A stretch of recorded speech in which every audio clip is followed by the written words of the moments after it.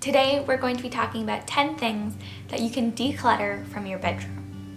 Bedrooms are designed to be this peaceful place where you can go at the end of the day to relax and unwind, maybe read a book or spend time with a loved one. What they shouldn't be is a disorganized mess that's distracting and loud.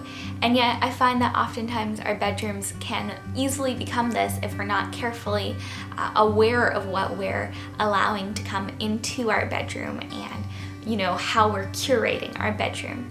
So I wanted to give you some ideas for different things that you can declutter in your bedroom so that you can have a space that is relaxing and peaceful, that makes you want to spend time there, as opposed to the place where you just flop on the pillow at the end of the day. The first thing that I would suggest that you declutter from your bedroom would be a TV. And I've personally never had a TV in the bedroom, but I know that when I stay at hotels and there's a TV there, it's always tempting to want to stay up to watch another episode of HGTV or whatever you happen to be watching. But what I think is so important is that if we resist this desire and instead take the TV out of the bedroom, I think it allows you to spend a lot more intentional time with your partner if you have one, or if you're just by yourself, it allows you to relax and unwind, and giving yourself that time before you go to bed to relax your brain, to not be looking at electronics. That is so important and will help you definitely to sleep better at night, and it really does help you to live more intentionally. So if you have another TV, I would suggest getting rid of the TV in your bedroom completely. However, if the TV in your bedroom is the only one that you have, I would suggest just relocating it to a different room. I think that you'll find that your television viewing will become a lot more intentional and a lot less haphazard if you do that. The second thing that I would suggest decluttering is your bed frame. Now, Christopher and I did this recently. We used to have a large wood sleigh bed frame, and we ended up getting rid of that when we moved. And to be honest, ever since selling that, we have never slept better. We're currently just sleeping on a mattress on the floor right now. And to be honest, we have really just improved the quality of our sleep, and I feel like we're both feeling a lot better rested for not having a bed frame. The one issue with this is if you do live in an area especially that has a lot of humidity or moisture, you do need to occasionally air out your mattress, so that's definitely something to keep in consideration. But I have to say, airing out our mattress occasionally is definitely worth it. Christopher and I have been sleeping so much better since we got rid of our bed frame. The third thing that you can declutter from your bedroom is large nightstands. These can often become the catch-all for all of the random pieces of jewelry and chapsticks and whatever else that find their way into our dressers.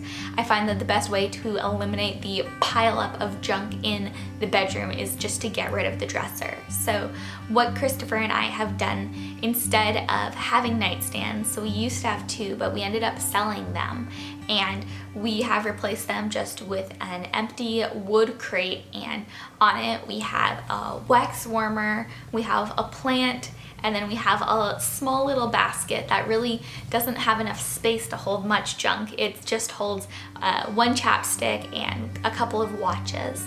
So by drastically reducing the size of the nightstand you have or eliminating it altogether, you can definitely reduce clutter in your bedroom. The fourth thing that I would suggest you decluttering from your bedroom is extra chairs.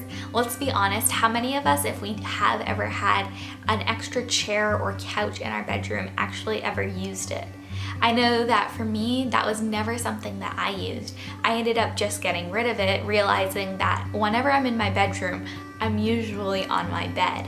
And realistically, the chairs that we have in our bedroom end up being decorative, and I find more often than not end up holding all of our dirty clothes or clean clothes, and it ends up being a catch-all for different articles and just different pieces of things instead of actually being used for sitting. So if it's not being used regularly, there's no point in keeping it. It's best to just let that go and declutter it. Another thing to let go of is extra linens. bedrooms, and I think it's really important to have the ones on your bed, and if you want to, one extra set, fitted sheet, you know, the undersheet, and also, you know, the extra pillowcases. One extra set is totally fine, and to be honest, that can come in handy sometimes, but anything more than that really is unnecessary.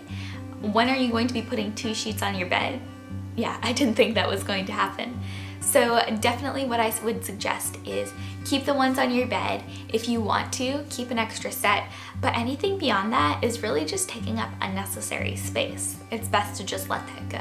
6th, I would say to declutter old posters. And posters tend to have a lot of bright colors and words and just a lot of like pop, which might be good as an accent in other areas of the house. But your bedroom is a place where typically people want to go to relax, to unwind, where they're spending their, you know, evening and morning hours, you know, times where your body maybe isn't fully awake. And I think it's awesome to be able to prepare yourself for sleep and prepare yourself for the day in a comfortable and very relaxing environment. And I think that a lot of times posters can distract from that with their, you know, words and graphics. They really kind of draw the eye there, and they're distracting if you're trying to relax and unwind. I will say, if you're reading a book in a room with no other words visible, it's a lot easier to concentrate on your book. Whereas if you have, you know, posters all around the room with random words and images, it becomes a lot easier for your attention to be drawn to them as opposed to being able to focus on what you're reading or on the other person in the room that you're spending time with. Kind of along these lines, I would suggest getting rid of any texts or books or labels that you can see from where you're usually sitting in your bed. So obviously this is kind of where I'm normally sitting in my bed, and what I've tried to do is make it so that there aren't any words visible from in here. So most of the time I would suggest putting your books in a different room. For us right now, we're actually only living in one room. So what I've done is turn the bookcase on its side so that I can put, you know, books in our bookshelf, but when I'm lying in my bed, I can't actually see the books. So I'm not having any words visible to me in my room. That really makes the space a lot more relaxing, and it honestly takes the stress factor out of the room and makes it a much more soothing environment. I know this can be hard to imagine if you've never actually done it, but I would really suggest you just trying. Remove the labels, remove the words, and see what happens when you do that. For me, what I found is that it really does contribute to the relaxing and soothing atmosphere of the room. So definitely try that out and let me know in the comments below if that works for you. Once again, in the same vein, loud colors can also be distracting, and as you're trying to fall asleep or wake up in the morning, they can make it difficult to get to sleep and relax so that you can wind down to make your sleep easier if you have loud colors in your room. But also when you're waking up, it's very nice to be able to wake up to natural colors that mimic nature.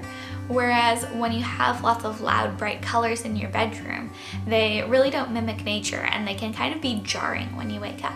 So by having more muted, relaxed colors, that isn't to say everything in your room has to be neutral, but by having more relaxed colors, like for example, I've got, you know, purple and turquoise in this bedroom, but because they're a little bit more muted of colors, it's a lot easier for me to relax with those colors because they aren't, you know, bright purple or bright green. I don't have any neons in my room. By having slightly more toned down colors, you can definitely make the room much easier on your body for falling asleep and also for waking up in the morning. The 9th thing that I would suggest that you declutter is decorative pillows, unless they serve a practical purpose. So I've decluttered several decorative pillows over the years because they weren't serving a purpose in the particular location that they were.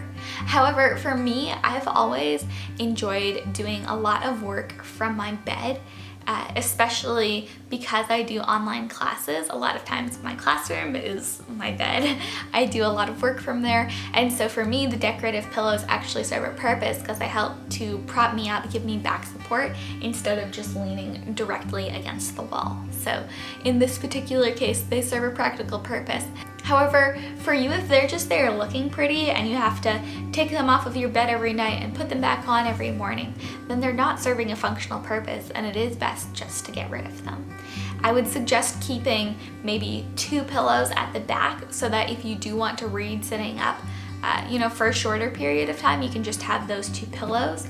But other than that, I would suggest getting rid of the decorative pillows. And then the final thing that I would suggest that you declutter is large dressers. In most cases, if you're decluttering and minimizing your life, your closet should be adequate to hold all of your clothing, jewelry, and anything else. What I find really awesome is that the less items that you have in a bedroom, the more relaxing the environment tends to be. So, in order to accomplish that, getting rid of a large dresser and simply just moving your clothing over to the closet can be a great solution. Well guys, I hope you found these 10 tips for items that you can declutter from your bedroom helpful. Let me know what your favorite one was in the comments below, and let me know if you have any other suggestions for different things that you might find unnecessary or declutterable in the bedroom. I'm always interested to hear more ideas on different ways that you can simplify your life. So let me know what decluttering your bedroom looks like for you.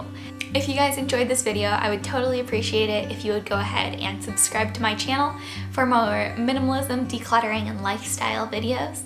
I hope you guys have a fantastic day today, and until next time, I encourage you to live intentionally and to love